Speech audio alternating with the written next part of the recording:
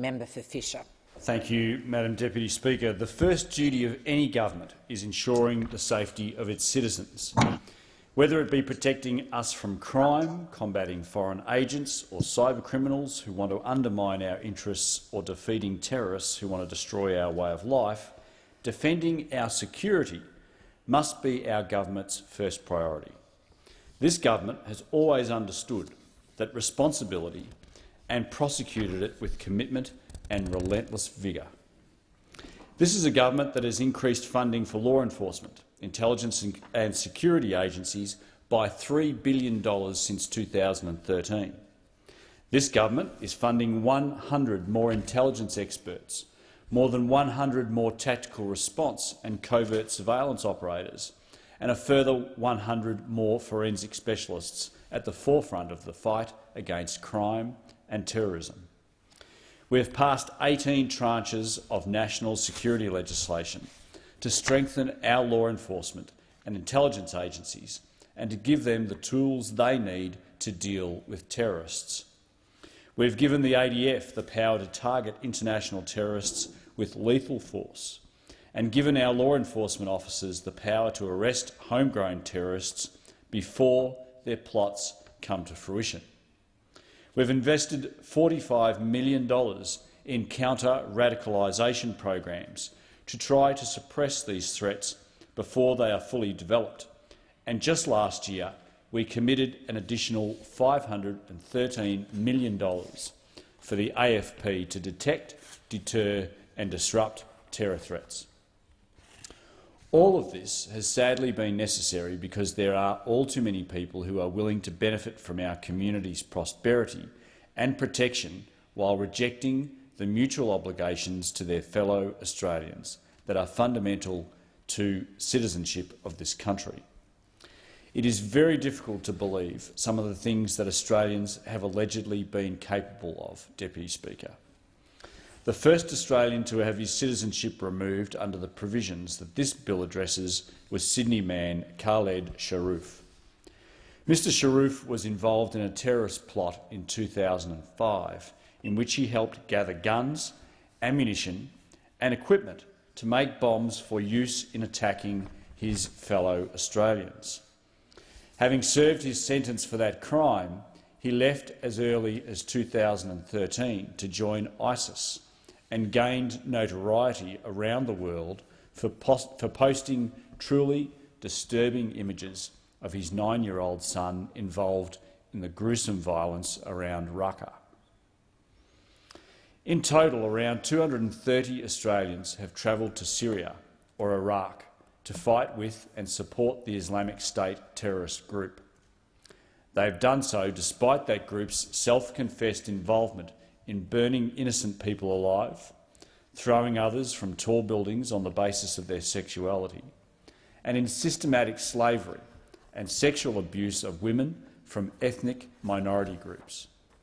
In doing so, many have directly fought against this country's closest allies and even risked the lives of dedicated servicemen and women of our ADF. There is no doubt that this represents a fundamental rejection of Australian values and a repudiation of everything that our community holds dear. Perhaps worse, however, there are dozens of Australians who have been convicted of preparing or executing acts of terrorism on our own shores, which, in the words of convicted terrorist Abdul Nasser Ben Brika, were designed to cause maximum damage to our way of life. There were 54 people in jail in Australia at the beginning of this year on such terrorism offences. These include individuals who were close personal connections of Osama bin Laden, who created detailed handbooks to teach others how to execute terrorist attacks, or who were stockpiling explosives for use in our capital cities. In total, as of last year, 75 people have been convicted of terrorism offences in Australia, and 30 more remain before the courts. The reality is that to commit a crime of that nature is to utterly reject Australia and all it stands for. It is to spurn the society of your fellow Australians. In committing these crimes, these individuals have told us that they have no interest in being a contributing part of our community. I doubt any right-minded person in Australia would want to keep them here after such a violent and fundamental rejection of our very way of life. That is why the government introduced its 2015 amendments to the Australian Citizenship Act.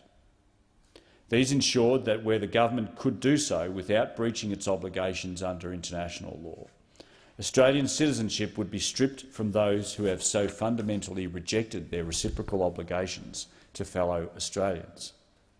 To date, it has been successful, and the Minister has previously stated that more than a dozen such individuals have had their citizenship revoked. However, the threat remains.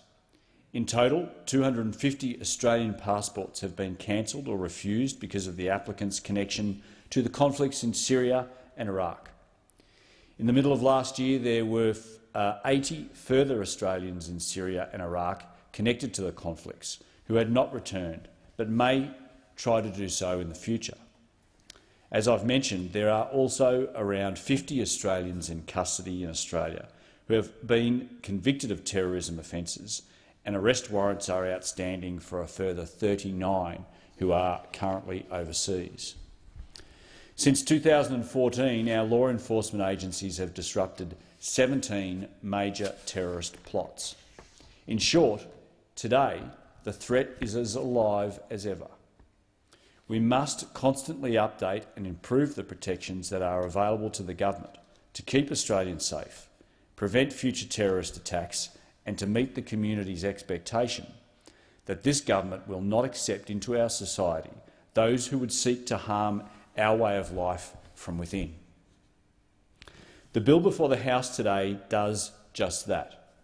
It provides the Minister for Home Affairs with discretion to revoke the citizenship of any dual national who has been part of a declared terrorist organisation overseas or has been convicted of a terrorism offence and sentenced to 3 years imprisonment, rather than the 6 years currently in force.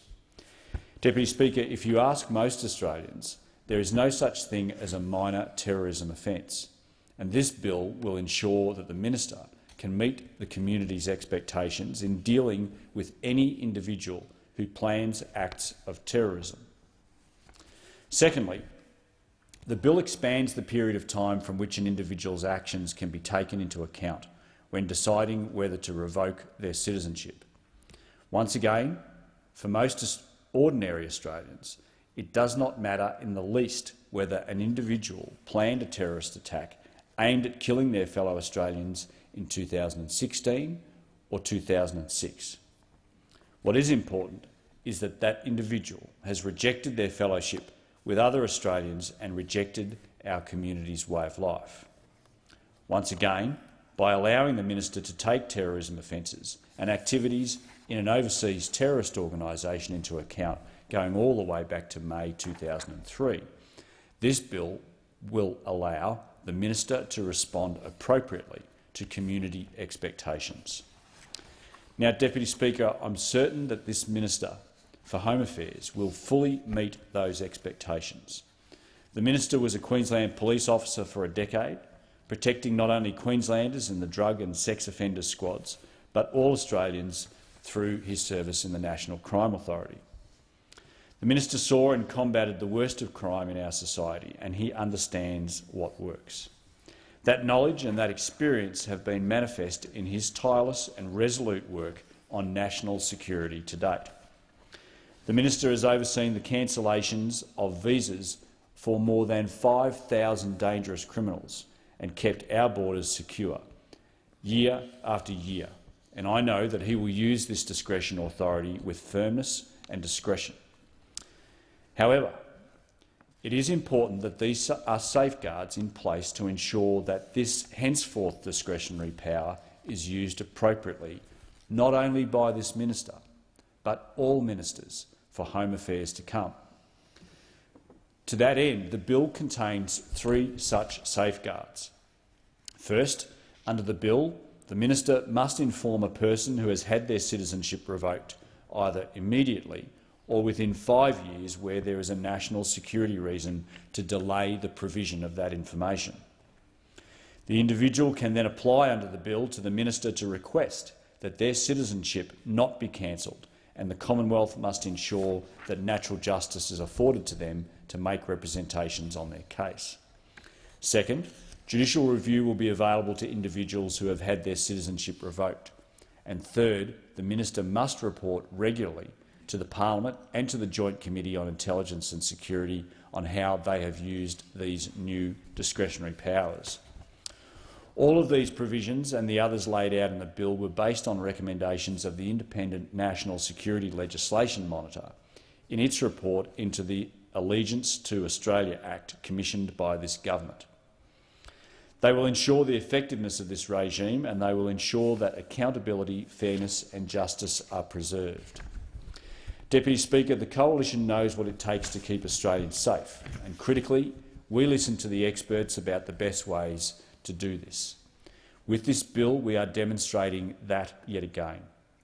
We need to send an ongoing message to those who would threaten our community and reject our way of life. To fight overseas for terrorist groups against Australia's national interest, to plan or execute acts of terrorism that harm fellow citizens or the infrastructure on which we rely are actions that Australians will not tolerate.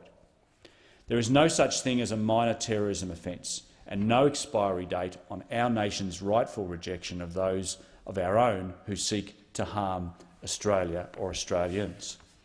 This bill gives the Minister greater discretion to meet our community's expectations and to remove individuals from among us where they have shattered this common bond and opposed our shared values.